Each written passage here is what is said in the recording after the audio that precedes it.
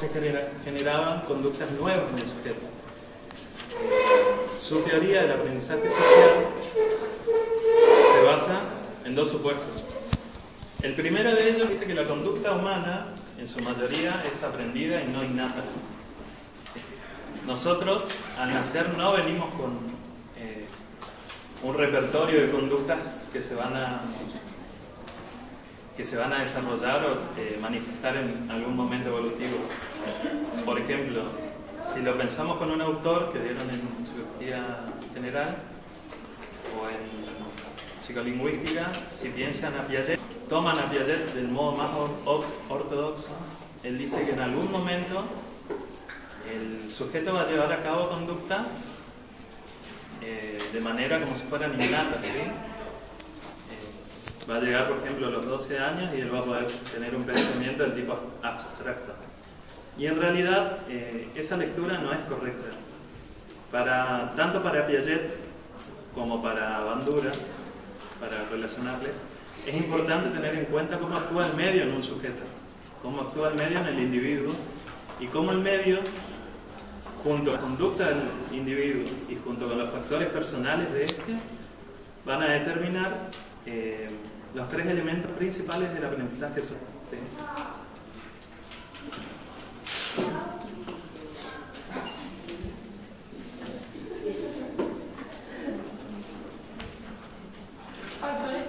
Personal. Conducta y ambiente.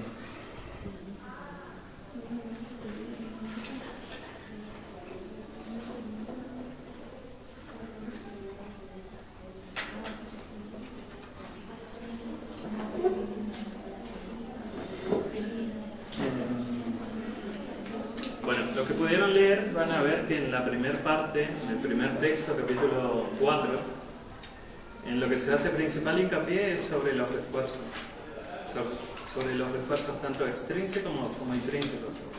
Eso en realidad no lo tomamos mucho, lo vamos a dar más por la superficie de la teoría de Bandura, ¿sí? Sin embargo, tienen que conocer cómo una persona adquiere refuerzos de su conducta cuando la manifiesta una vez observada o aprendida. Estos tres elementos, factores personales, conductas y ambiente, van a ser los determinantes recíprocos.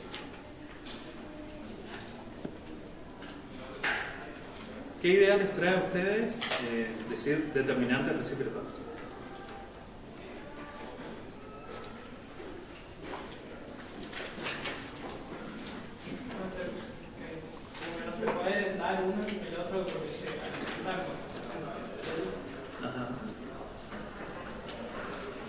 Claro.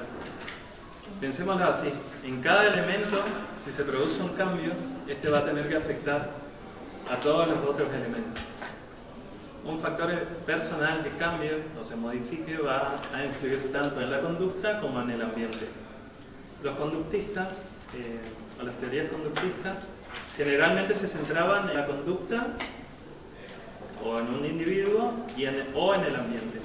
Veían que el ambiente podía ser fuente de estímulos y solo el individuo era un receptor, o como el individuo solamente influía sobre el ambiente. En cambio acá Bandura abre otra brecha y dice, en realidad ambos son complementarios y no se puede entender uno sin el otro. No podemos entender cómo se desarrollan ciertas conductas en un ambiente determinado, o también cómo ciertas conductas van a evitarse dentro de otro ambiente. Cada conducta va a estar determinada por el ambiente. Si toman el ejemplo de lo que dimos como normas, ahí van a ver que si bien la persona posee un repertorio de conductas que son normativamente correctas, no lleva a cabo, lleva a cabo una sola, una específica en un momento determinado por una cuestión circunstancial. ¿Sí?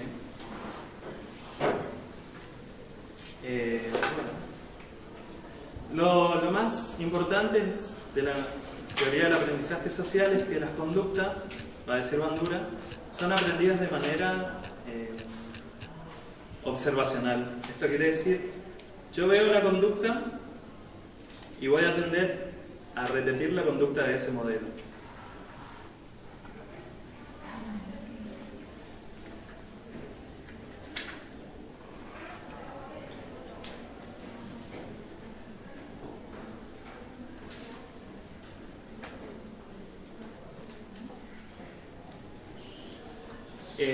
Observar la conducta.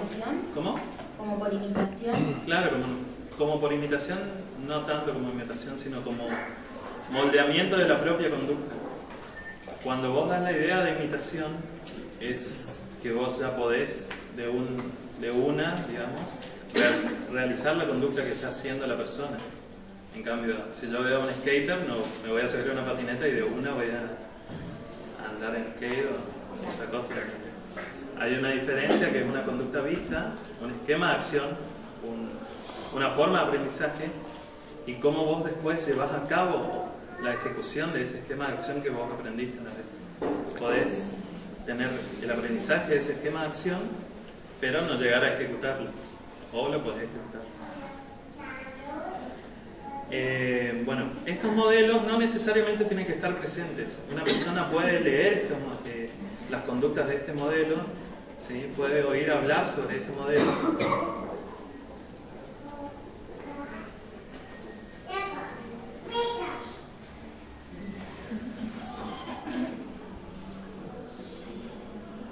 Y este modelo siempre va a ser valorado de manera positiva.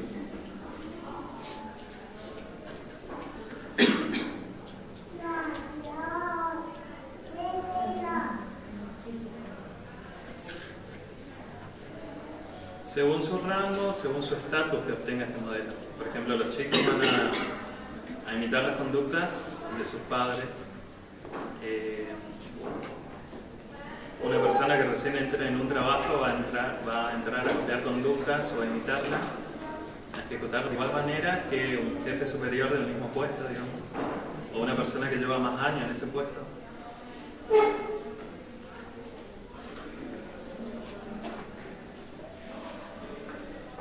Y los modelos pueden ser reales o simbólicos.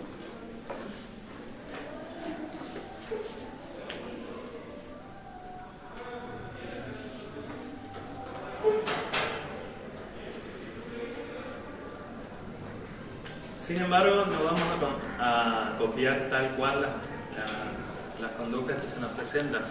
A medida que nosotros crecemos, vamos obteniendo sistemas de valores que van a decidir o van a permitirnos decidir cuáles conductas vamos a imitar, no es esa la palabra, cuáles conductas vamos a aprender y claro, incorporar y cuáles no. ¿Qué nos ayuda a decidir eso? ¿Cómo? ¿Qué nos ayuda a decidir eso? Los sistemas de valores que uno va creando a medida que crece. Pensar así como los determinantes recíprocos. Los factores personales van a determinar qué conductas se pueden aprender o qué conductas se van a llevar a cabo. Y siempre que esta conducta se lleva a cabo o se aprenda, va a haber una modificación del ambiente. Y una modificación en el ambiente siempre va a determinar que cambien los factores personales de una persona, ¿sí? Cambien las actitudes, por ejemplo, que ya lo habíamos dado anteriormente, ¿sí? ¿Podemos volver a repetir eso, por favor? ¿De repetirlo o no? A ver, ¿cómo sería? ¿Qué no te quedó claro? ¿Cómo? ¿Qué no te quedó claro? No, porque vos estabas diciendo que según los sistemas de valores determinan qué conductas vamos a copiar y qué cosas. Claro, pero eso es un factor en sí. Hay otros factores, ¿sí? Por eso yo te digo que los factores personales en la teoría de Bandura son un determinante de cuáles son tus conductas y cuál va a ser tu ambiente en el cual vos te mueves. ¿Sí? Cuando vos llegues a la comprensión de la teoría vas a poder decirme cualquier cosa y ahí está bien, ¿sí? No es que no queremos aprendizaje memorístico acá en la materia, salvo ciertos conceptos como que es la norma, que es el aprendizaje social. ¿Sí?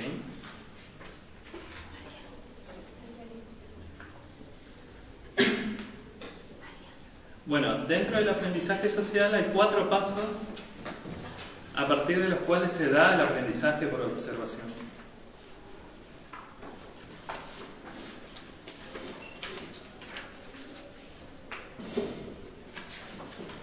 El primero de ellos es la atención.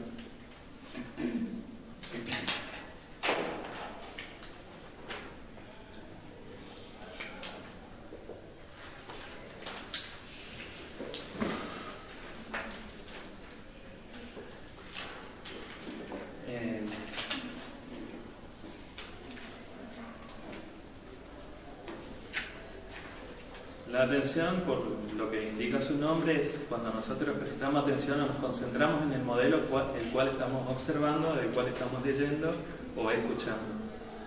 Hay un experimento muy interesante de Bandura sobre la agresividad de niños. Está en YouTube, lo vamos a subir a la página. Si lo buscan es experimento sobre la agresividad, Albert Bandura, le va a salir. El experimento consistía en que unos chicos, distintos chicos, eran expuestos a una película en la cual veían a un adulto comportarse con un muñeco, comportarse de una manera agresiva con un muñeco de esos que vos le golpeás y vuelven arriba. ¿Vieron? No sé, como muñeco bobo le dicen en el experimento, me parece. Entonces le pega y se levanta de vuelta o le puede hacer cualquier cosa y el muñeco siempre está bien.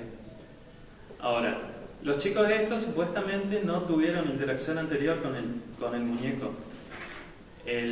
Cuando se lo expone al muñeco, los chicos tendían a comportarse de la misma manera agresiva que los adultos, ¿sí?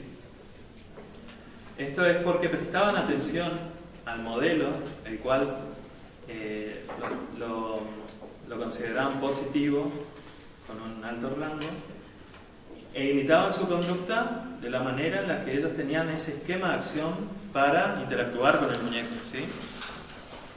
O sea, ellos entraban en interacción con el muñeco a manera de la incorporación del esquema que producía la conducta del mayor agresivo. Si veían otra conducta que sea de afecto del adulto hacia el muñeco, seguramente las conductas que se observarían serían en su mayoría de afecto, la misma, ¿sí? Entonces, a partir de esto, él puede elaborar su teoría del aprendizaje social. Nosotros, o sea, la mayoría prestamos atención, o hay modelos que generan mayor cantidad de atención que otros. Por ejemplo, si pensamos en las celebridades o especialistas, o los que nosotros ponemos en un estatus de especialista sobre una materia, ¿sí? Por ejemplo, ¿cuántos niños se comportarían de la misma manera que se están comportando ahora Fariña y Jelinek, supónganse? ¿Qué modelos se están demostrando en la tele? De pelea, riña, en los programas de Chimenez. O por ejemplo, cualquier otro individuo, profesor, que se presente en un programa televisivo, o sea, una celebridad. ¿Qué modelos o qué esquemas de conducta o qué repertorio de conducta está transmitiendo hacia la audiencia que está viendo? ¿Sí? El otro tipo de modelos son los modelos abstractivos. En interacción, o sea, en la interacción siempre vamos a tender a tratar de establecer más interacción con aquellas personas que nos resulten atractivamente,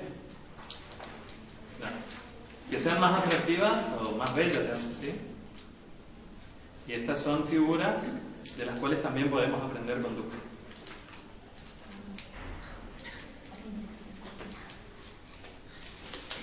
No, los niños que generalmente utilizan estos modelos, por ejemplo los de los dibujitos, las nenas, hay un dibujito que se llama La Princesita Sofía. Entonces todas las nenas empiezan a actuar como son modelos, o sea, ellos tienen eso enfrente. Claro, son modelos. O lo utilizan en el juego simbólico, cuando juegan a ser como su mamá, como su papá. Exacto. Pueden hacer porque esas son las conductas que están observando bien, ¿sí?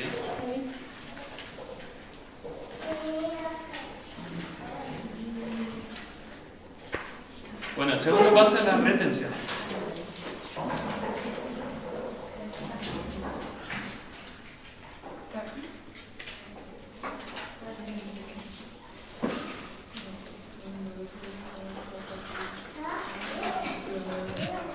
La retención es la capacidad que tienen las personas para codificar y almacenar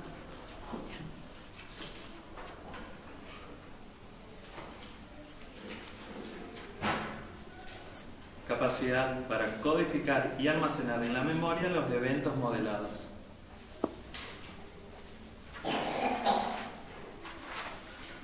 ¿Los qué? Los eventos modelados. La codificación y el almacenamiento ocurren de dos formas. Una sea mediante imágenes,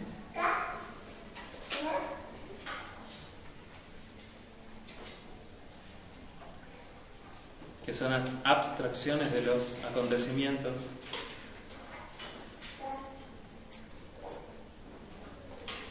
cuando uno recuerda, puede recordar en forma de imágenes, por ejemplo, o cuando imagina también son formas de recordar.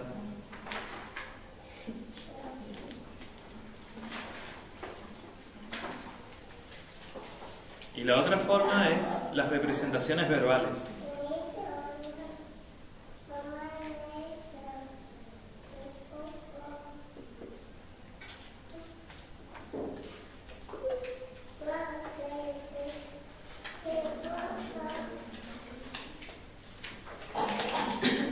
El tercer paso es la reproducción motora.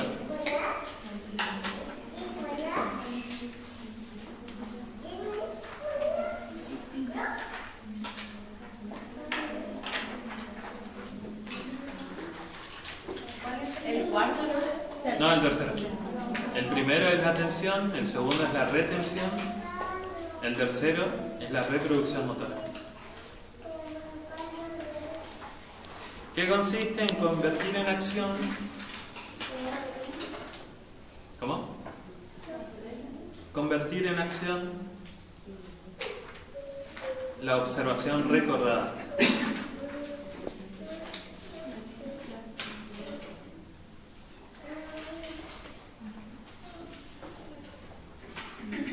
Es la fase donde yo les decía, la fase de ejecución, donde el observador ejecuta las conductas que han sido aprendidas, esos esquemas de acción que han sido aprendidos por el modelo, a partir del modelo, quiero decir.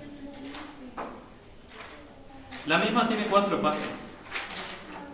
La organización cognitiva de la respuesta, es decir, pensar cuáles son los movimientos que tengo que llevar a cabo y en qué secuencia para realizar tal acción. La organización. Organización cognitiva de la respuesta.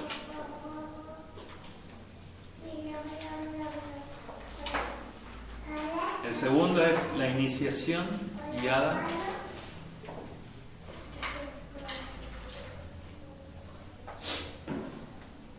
Centralmente. Iniciación. Iniciación guiada centralmente.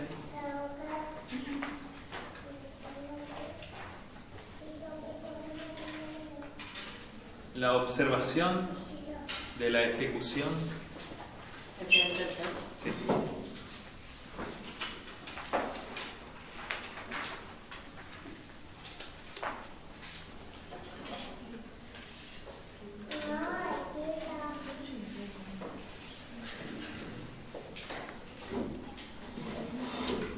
Y el cuarto es el emparejamiento de la acción con su concepto.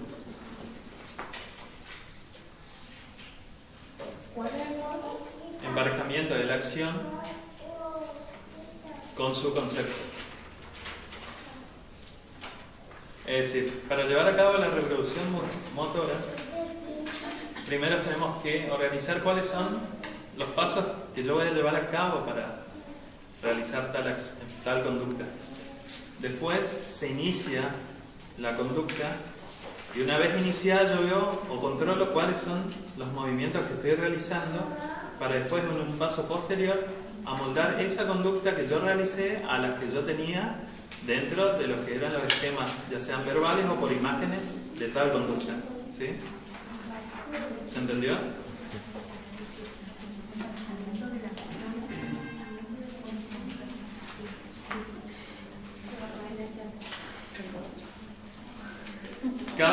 Cada persona va a llevar a cabo una conducta específica, o sea, no igual a la que observó en el modelo.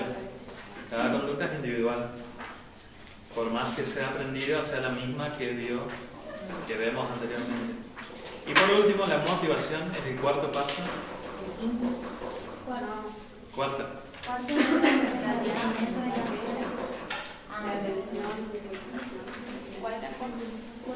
Motivación. Este cuarto era la subdivisión de reproducción motora, lo que... Claro. A ver, los 4 pasos son atención, retención. Y emparejamiento. No, motivación. A mí también me confundió. Yo también me confundí. Nada, bueno, le repito. Atención, retención, reproducción motora y motivación son los 4 pasos. Y eso de emparejamiento, eso está dentro. Dentro de la reproducción motora van a estar los 4 pasos que yo dije. Lo cognitivo, la iniciación guiada, ver cada conducta y emparejar. Y bueno, la motivación tiene que ver con estar motivado para adoptar el comportamiento que se observó.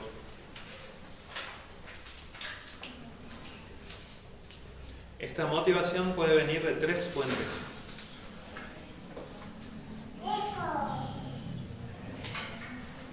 La primera proviene del reforzamiento externo.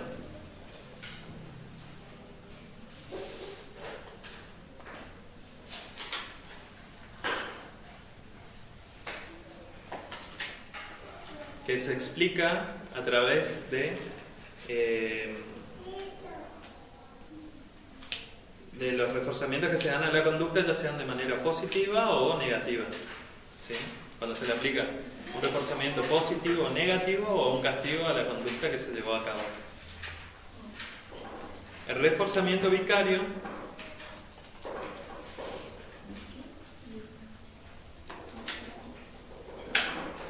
¿Esa es otra fuente? sí, ¿Vicario? ¿Cómo? vicario, me corta. Vicario.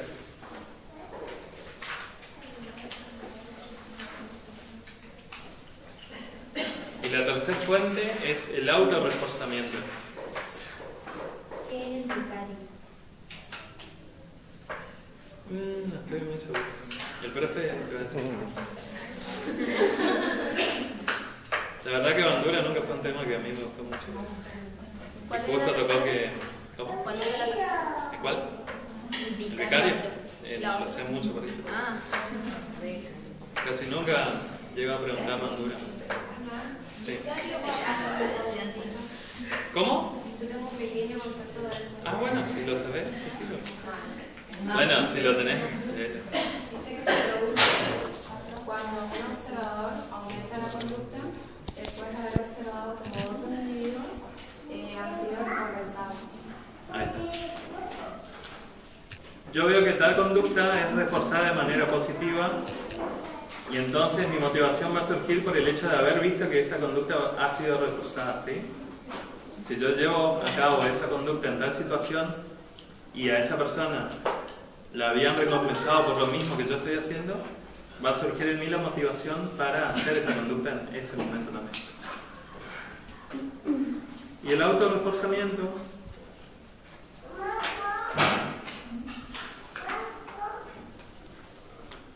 que se basa en la idea de que nosotros percibimos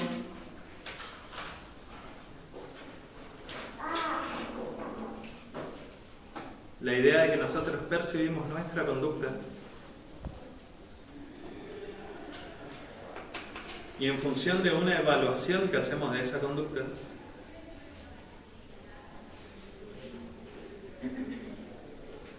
la vamos autorregulando y automodificando.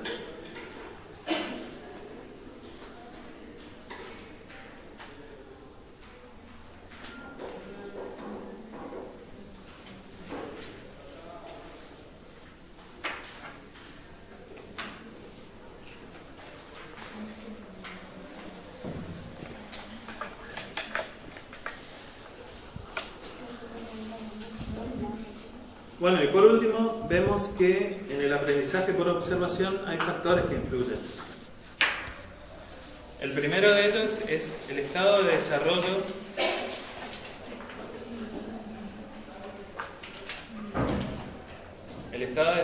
que es la capacidad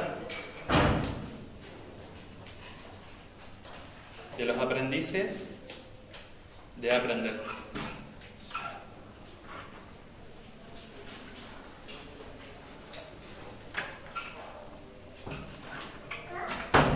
Yo no le voy a enseñar a un niño de 6 años cómo utilizar una sierra eléctrica porque su desarrollo no está capacitado para eso. Sí, tengo que esperar a que alcance un cierto nivel de objetivo de desarrollo, de maduración, para, por ejemplo, enseñarle lo que son funciones, números complejos, o realizar todo esto que estamos haciendo nosotros, que es un pensamiento del tipo abstracto. No estamos viendo nada del tipo concreto, nada empírico, ¿sí? Otro factor que influye en el aprendizaje por observación es el prestigio y la competencia.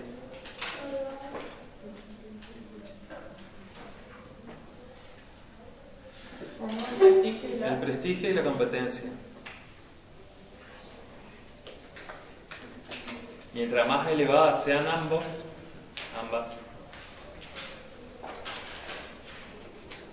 mayor atención se va a prestar a esos modelos.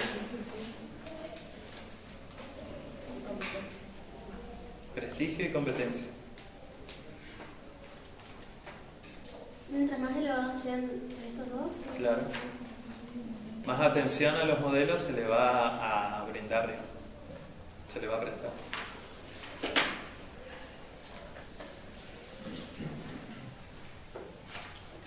El tercer factor son las consecuencias vicarias.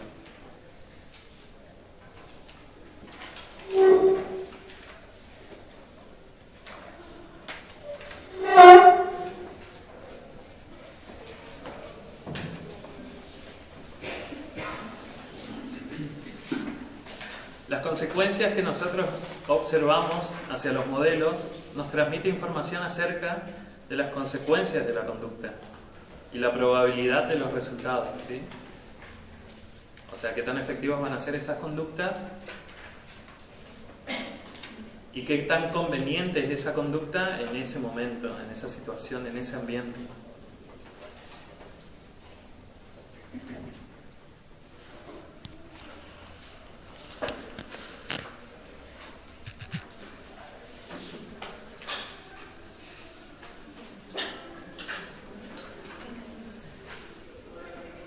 ¿Quieren que repita algo hasta ahora? Lo último, por favor.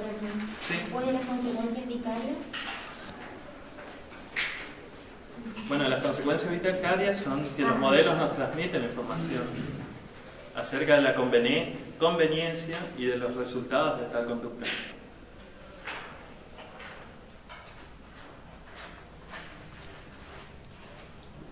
Otro factor que influye sobre el aprendizaje por observación son las expectativas sobre una conducta.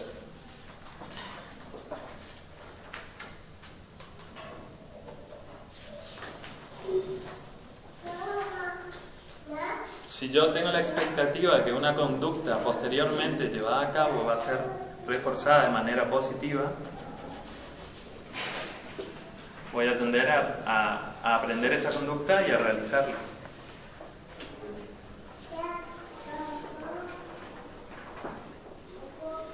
Otro tipo de factor es el establecimiento de metas.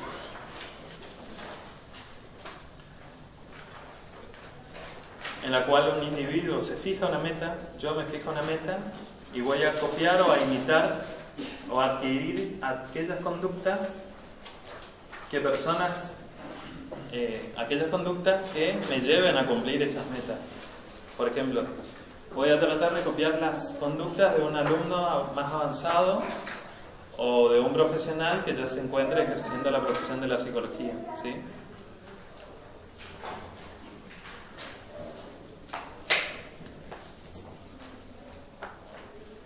Y por último, la autoeficacia. Autoeficacia. Autoeficacia. Que cree cuánto vos ¿Qué tan eficaz vos te pensás que vas a ser realizando esa conducta? ¿Sí? Para llevar a cabo la tarea específica.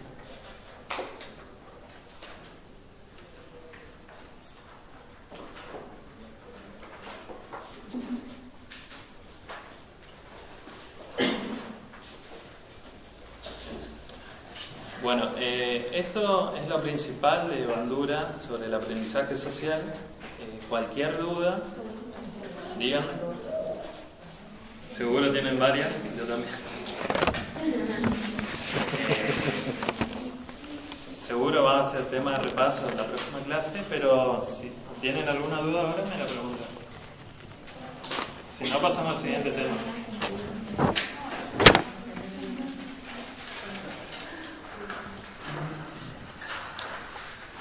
Bueno.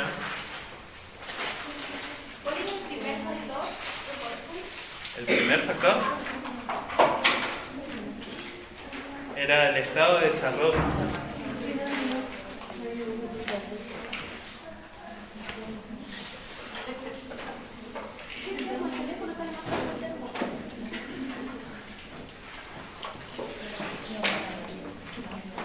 ¿Alguna otra duda?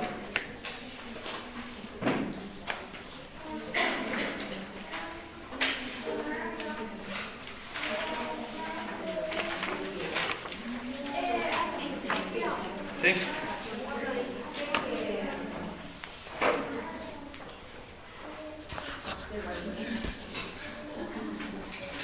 Ya que se explica cómo la gente aprende conductas nuevas y cómo se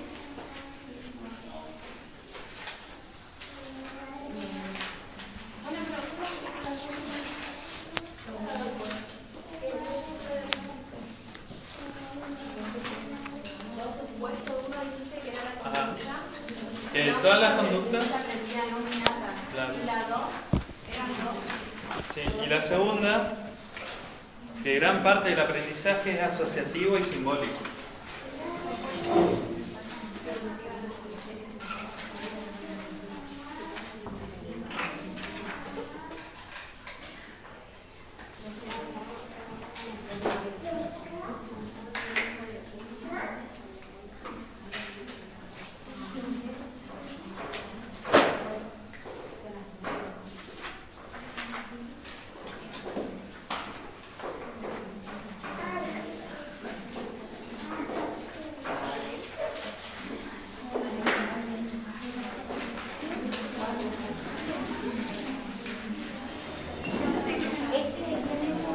Esta es del manual de Van der Sande, capítulo 9.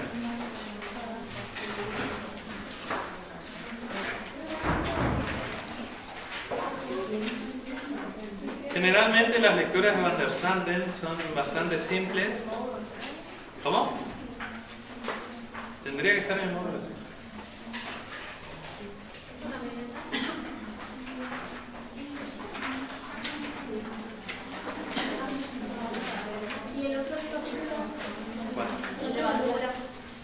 Y el de Bandura son capítulos... Están en el programa. Ya te digo. De Bandura son capítulo 4 y 6.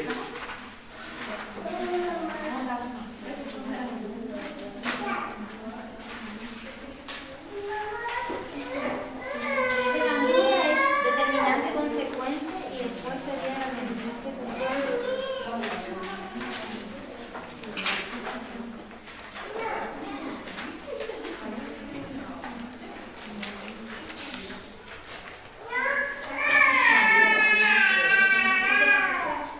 Determinantes consecuentes uno Sí. y el otro determinismo recíproco. ¿Están los dos?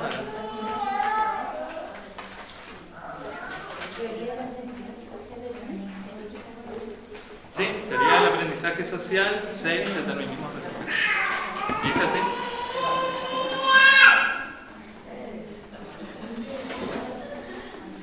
No le gusta, ¿eh? Bueno, ¿pudo alguno leer o se interesó sobre el capítulo 9, interacciones?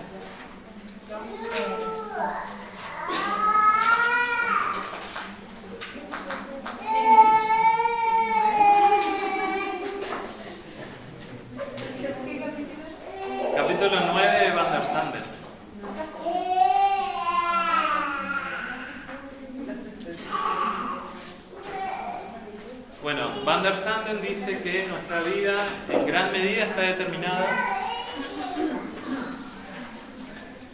por las relaciones que nosotros llevamos con otras personas. Mediante estas relaciones nosotros podemos establecer sistemas de conducta, normas, roles que van a establecer obligaciones y formas de comportarse de uno, van a permitir la interacción y el cambio de actitudes, por ejemplo.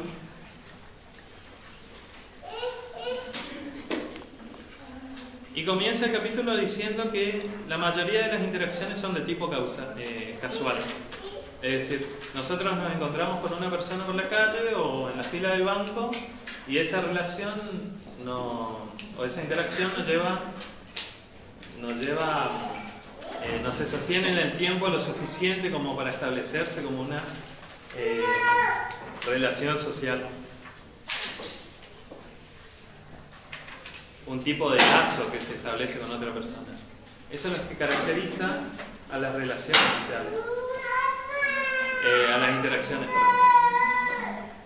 Las interacciones se caracterizan por ser cortas, breves. Y en ellas nosotros no invertimos mucho en nosotros, ¿sí? En la fila del banco, por ejemplo, o, bueno, ese ejemplo era cuando vamos al kiosco, nosotros no le decimos al kiosquero por qué queremos tal cosa, por qué queremos un chicle, porque mi madre está mal, porque pasó tal cosa y esas cosas, ¿sí?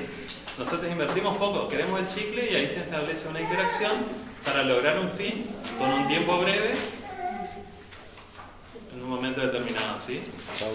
Chao. Ahora, si nosotros siempre vamos recurriendo al mismo kiosquero, pasamos de 30 segundos de interacción a 1 minuto y así sucesivamente hasta que en un momento, ¿cómo andás? Conoces el nombre, conoces acerca de la familia del kiosquero, él mismo conoce sobre la tuya. Ahí ya se establece un tipo de relación social en la cual se establece un lazo, que es un concepto importante dentro de este capítulo.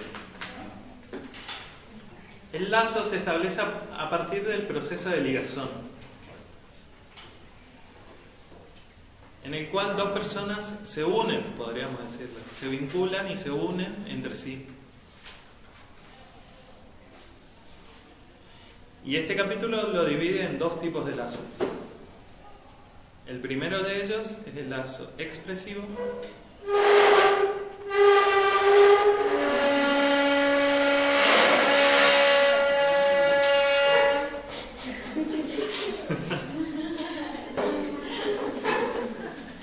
Lazos expresivos o lazos primarios. Y el segundo de ellos es el lazo instrumental o del tipo instrumental o secundario.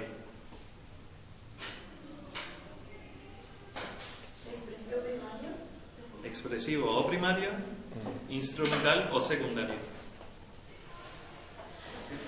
¿Qué ideas me vienen cuando digo expresivo o instrumental? Que se dan espontáneamente. ¿Cuál? Expresivo. Ambos se dan espontáneamente, podríamos decir.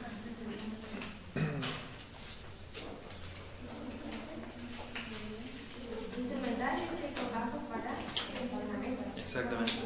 Claro. ¿Y el otro? Claro. Los lazos expresivos se llaman primarios porque de ellos nosotros satisfacemos nuestro afán de seguridad, de amor, de adaptación y compañía, ¿sí? Del sentido de estar con otro.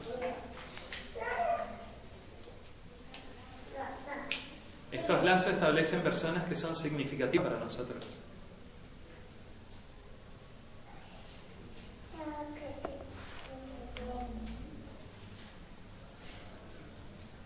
Estos tipos de lazos se conciben como un fin en sí mismo, no como un medio.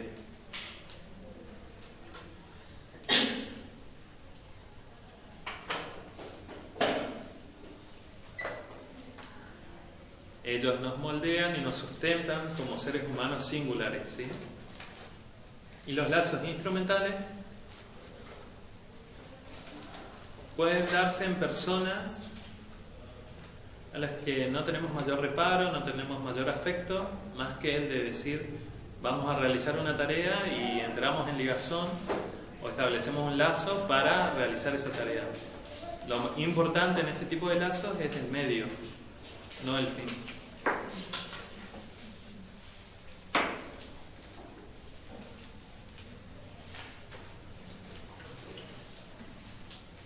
Muchas veces estos tipos de lazos generalmente nos permiten llegar a metas. ¿Cuántas veces ha sucedido que tuvieron que formar grupos y por más que no se llevaban bien con la persona en el grupo que estaban, pudieron de algún modo aislarse de esos sentimientos y trabajar juntos para lograr una meta? En la vida. No, bueno, pero no pudo. Un trabajo de grupo para hacer un afiche. Esos tipos de lazos son los tipos de lazos secundarios, ¿sí?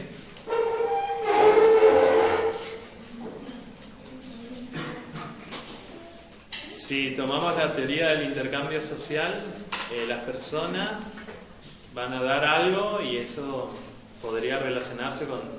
Nosotros también le podemos dar algo y a partir de esto generar un costo, si lo relacionan con la teoría de la primera unidad. Las personas en estos tipos de lazos se ven como meros elementos sociales, ¿sí? Nada más. Y generalmente esto es aceptado en la sociedad. Cuando uno quiere realizar la meta, si necesita de otra persona para realizar esa meta y a la otra persona también le conviene, no tiene nada de malo que se unan, ¿sí? Ahora, puede suceder que con esa persona que nosotros establezcamos un lazo instrumental, pase luego a ser un tipo de lazo expresivo, a una persona a la cual tomemos afecto, tomemos familiaridad. Piensen cuando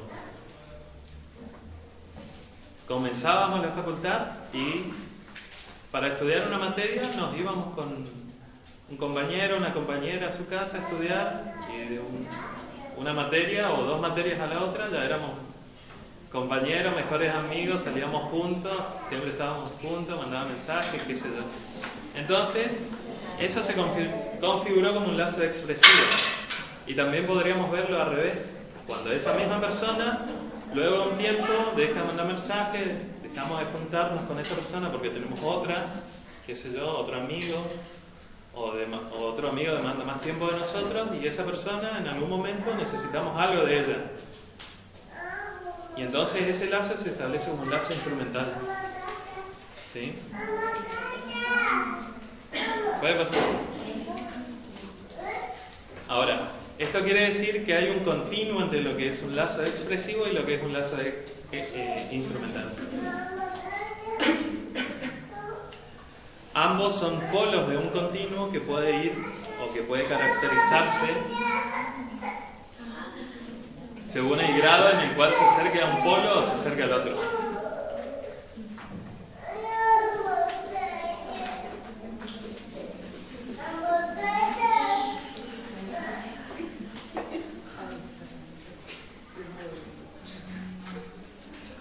Bueno, ahora las interacciones se dan de forma múltiple. Nosotros no tenemos un tipo de lazo con una persona y en eso acaba. Cada individuo posee diferentes personas y esas personas tienen diferentes cantidades de interacciones, lo que va determinando un tipo de red de interacción del individuo. Cada individuo, por ejemplo, tiene 4 individuos más con los que se relacionan. Y a partir de eso nosotros podemos decir que ya se forma una red. Esta red, o su concepto, es que es una trama de relaciones sociales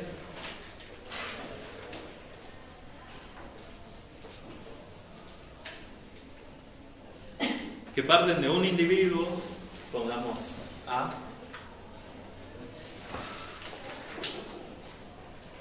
ligándolo con este concepto de ligazón con otros, ya sea de una forma directa, como es en este caso,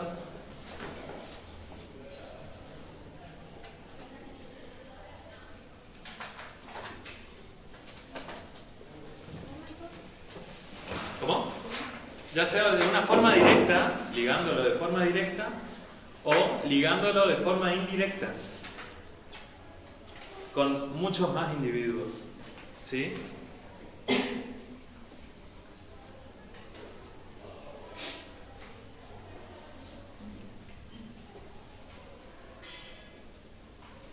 Si yo ahora de esta clase tomo a Hugo, por ejemplo, y de él veo con cuántas personas interactúa en esta facultad, por ejemplo, saco que interactúa con 4 personas, ¿sí? A la vez, una de esas personas va a interactuar con otras personas, por ejemplo 2 más, y Hugo va a estar ligado a esa persona a esas otras 2 personas de manera indirecta por B, ¿sí? El estudio de las redes permite ver cómo son las características de los tipos de lazos e interacciones que se dan entre individuos. El método que se utiliza es el de la sociometría, ¿sí?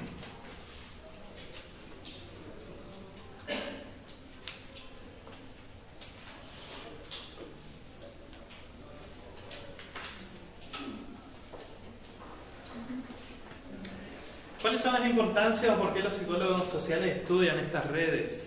Porque estas redes permiten que se den movimientos de pensamiento, ¿sí? Yo tengo una idea y a partir de esa idea voy a comunicarlo con mi círculo más cercano de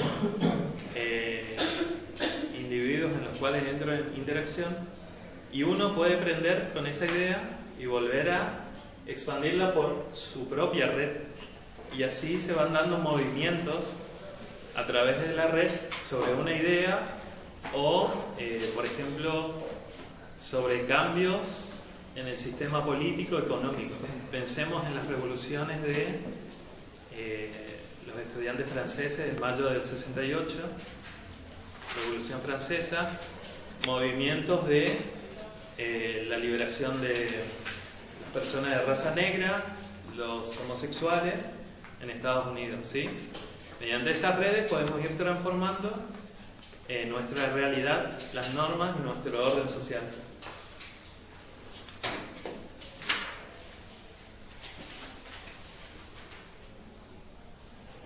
Otro papel que toma en cuenta, otro papel de importancia para estas redes es que nos permiten acceder, por ejemplo, a un trabajo. Si B le conoce a C, que es un gerente de una empresa que contrata vendedores y yo soy vendedor, puedo acceder a C por medio de B, ¿sí?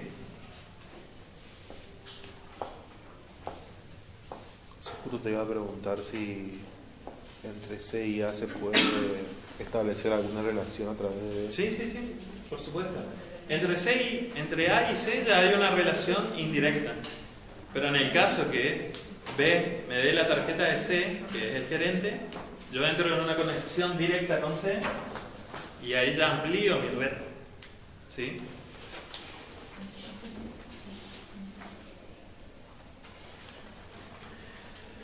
Ahora, ¿cuáles son las características o cuáles son los factores importantes para que una persona entre en relación con otra o se produzcan estos tipos de interacciones? El capítulo va a nombrar entre ellos la proximidad, el atractivo físico, la similitud, la complementariedad y el intercambio entre los miembros. Bueno, la proximidad.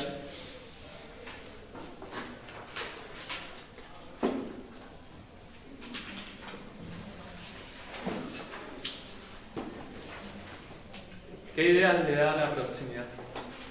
Cercano. Cercano. ¿De qué tipo? Físico. Claro, la cercanía de tipo geográfico, podríamos decirlo, va a establecer que las interacciones se produzcan de mayor manera. Por ejemplo, la interacción que va a tener ella con ella va a ser mucho menor que la que va a tener con ella. Brenda, ¿no? Sí. Irupé va a tener mucha más interacción con Brenda o con él que con cualquier otro que esté un poco más atrás o que tenga una persona delante de sí. Hay un experimento que se llevó a cabo en Estados Unidos sobre las universidades y sobre los dormitorios. Mientras más próximo se encontraba un dormitorio a otro, por ejemplo,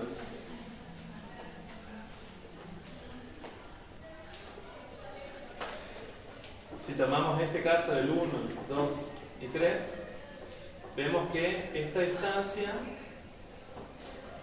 es mucho menor a esta distancia mayor. Entonces se vio que el número de interacciones que se daba en este tipo de distancia era mucho mayor. Se establecía un lazo mucho más fuerte que el establecido en esta distancia. Lo mismo pasaba, por ejemplo, con personas que convivieron en la universidad y después se casaron. Vieron que las parejas que convivían de una manera geográfica mucho más cercana era mayor su número que las personas que tenían una distancia geográfica mayor. ¿Sí? Por ejemplo, en la facultad, ¿quién creen ustedes que es la persona con mayor número de interacciones por día? José. ¿Por qué? Porque aquí reciba todo. Ese. José y otro. Ahora, por ejemplo, si ustedes quieren acceder o quieren... ¿Cómo? Otto o Enzo. Walter. O Walter. No, el documento así. Bueno, ahora si ustedes quieren hablar con Semper o si quieren hablar con Patricia, la distancia geográfica es mucho mayor, entonces el número de interacciones es mucho menor.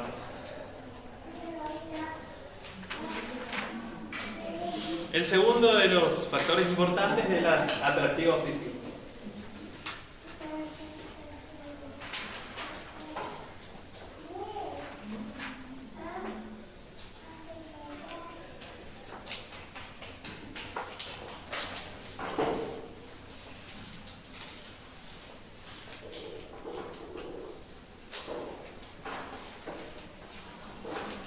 Bueno, sobre este factor ya hablamos anteriormente, aquel modelo que nos resulta atractivamente físico, ya sea desde el punto de vista cultural, personal, va a ser al cual nosotros tendemos a establecer mayor número de interacción, ¿sí?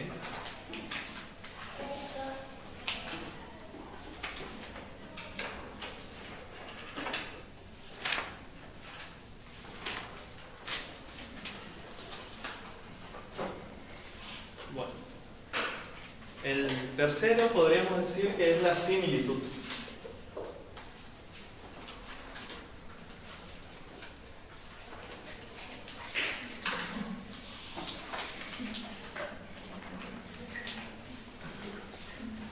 Nosotros, las personas, tendemos a entrar en interacción con personas que son lo más parecidas a nosotros, ¿sí? Tendemos a establecer lazos homógamos. ¿Qué pasa?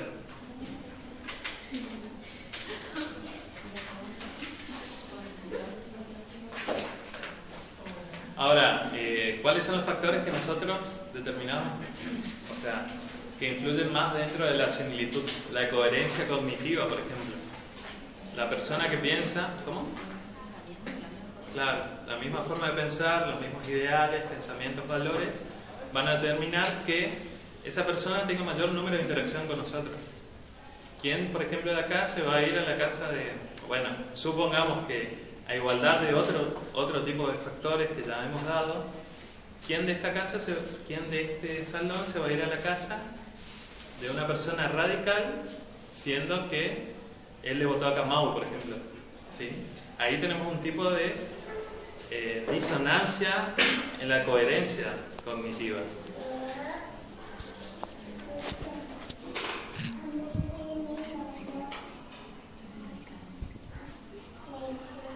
Otro factor dentro de la similitud es la previsión de ser apreciado.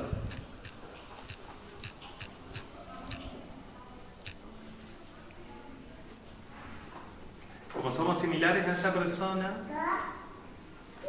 si nosotros tenemos la expectativa de que vamos a ser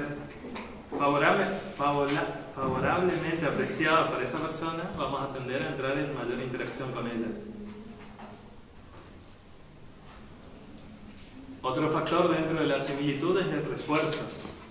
Por cada conducta de interacción o de acercamiento hacia esa persona, si esa persona nos da un refuerzo positivo, vamos a tender a entrar en mayor interacción, en mayor número de interacción, o a establecer un lazo mucho más fuerte con esa persona. Piensen, por ejemplo, en un nene de guardería al cual le dan un caramelo por cada cosa que haga bien, por cada conducta que la maestra considere que se lleva a cabo de forma adecuada. Ese niño va a tener mucho mayor número de interacción con la maestra, o mejor dicho, esa maestra va a tener mayor número de interacciones con ese niño que con otros, porque va a estar reforzado por este factor de la similitud. Y el otro es el proceso de comparación social. Entonces va así. En similitud. ¿El proceso de qué? ¿Cómo? ¿El proceso de qué? Proceso de comparación social.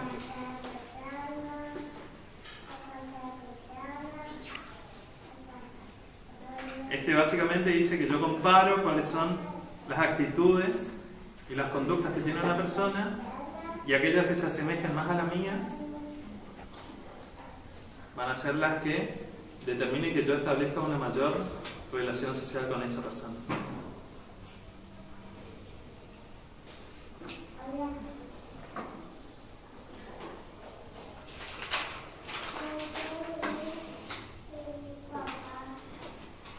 Otro factor junto a la similitud, el atractivo físico y la proximidad va a ser las necesidades complementarias.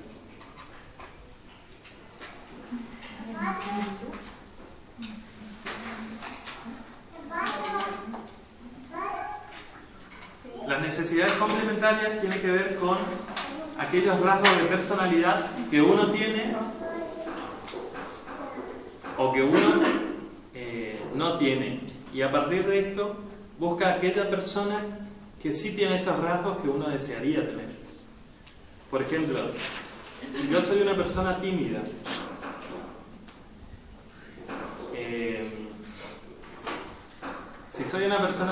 voy a necesitar de una persona que sea mucho más extrovertida para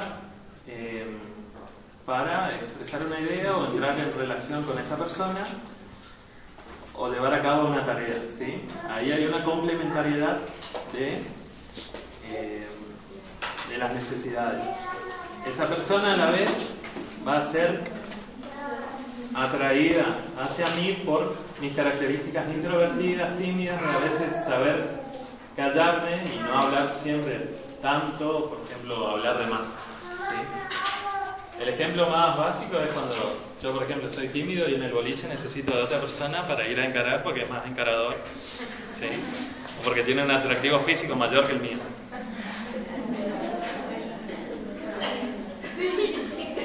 ¿Cómo? Nunca se van a olvidar eso. Y por último, el intercambio social es otro factor dentro del grupo de la proximidad del atractivo físico.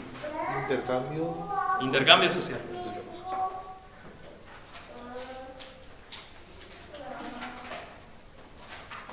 Volviendo a relacionarlo con la teoría del intercambio social, aquellas personas que nos provean de refuerzos o que nos recompensen de alguna manera y no nos inflijan tanto daño como otras personas, son aquellas a las cuales nosotros tendemos a interactuar o a formar un lazo social mucho más fuerte, ¿sí? Por ejemplo, yo tengo un kiosco y de ese kiosco tengo dos proveedores. Aquel proveedor que me dé o me recompense por yo serle fiel dándome una caja más de algún producto, va a ser el cual yo voy a tender a establecer más interacción con eso. ¿Sí? Y me parece que eso.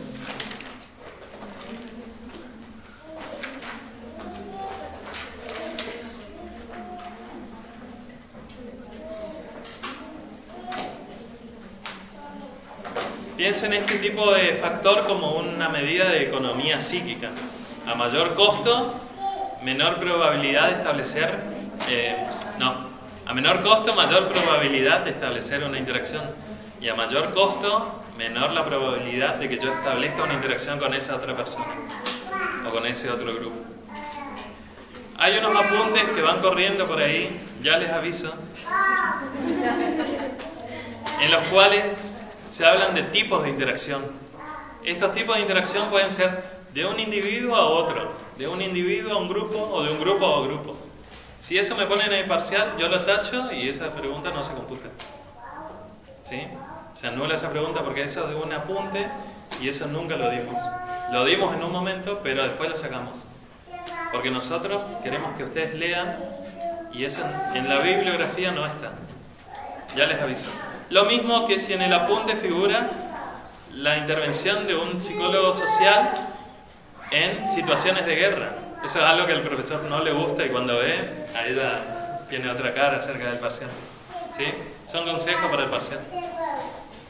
¿Alguna pregunta acerca de interacciones? ¿Sí? Interacción, habías dicho que era relaciones breves. Sí. Y relaciones que ya son más largas. Claro. O sea, no es lo mismo. No son lo mismo. Vos me decís que una... Por ejemplo, yo si te pongo, cuando preguntas relaciones, capas de acción, no es lo mismo. ¿Cómo digo? Yo, Lo último no por te... ejemplo, te quiero dar el concepto de relación que me pide de relación social. Yo si te pongo interacción ahí, no va. No. O sea, la relación social es un tipo de interacción, pero pierde ese carácter cuando en el tiempo perdura. ¿Sí? Eso, básicamente. Esa es la principal diferencia que hacemos desde la Biblia. ¿Alguna otra duda?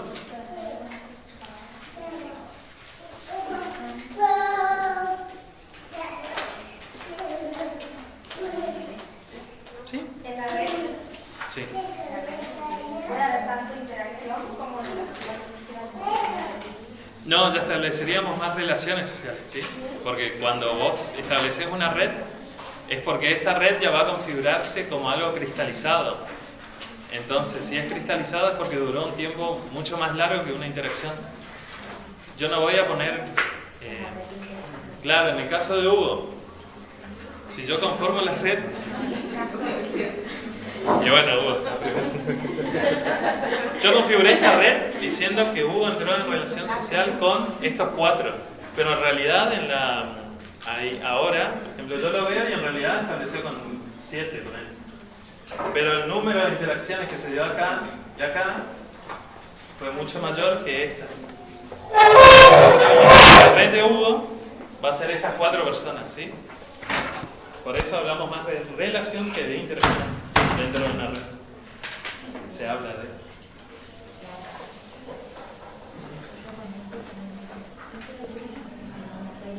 ¿Alguna otra pregunta?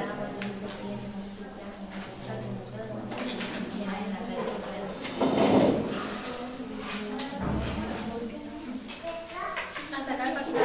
Hasta acá. Relea Bandura, teniendo en cuenta lo que yo les di ahora, seguro no es muy difícil que les haya quedado claro.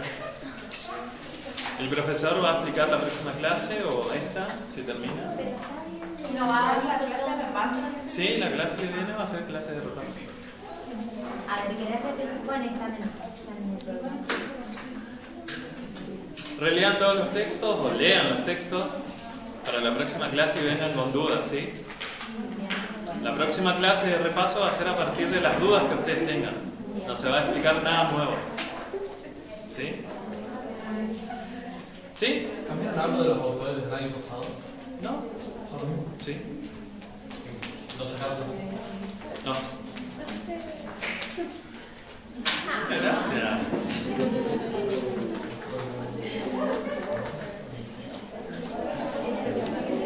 Si vinieron a la clase pasada, vieron que la chica hizo lo mismo con el profesor y él terminó la clase. Sí. Es una conducta que se aprende. ¿Sí?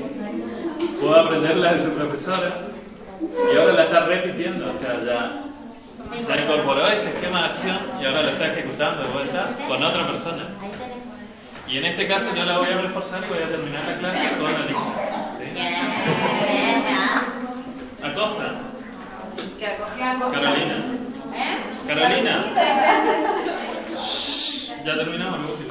Acosta María Dolores. Andersen María. Alegre Jimena.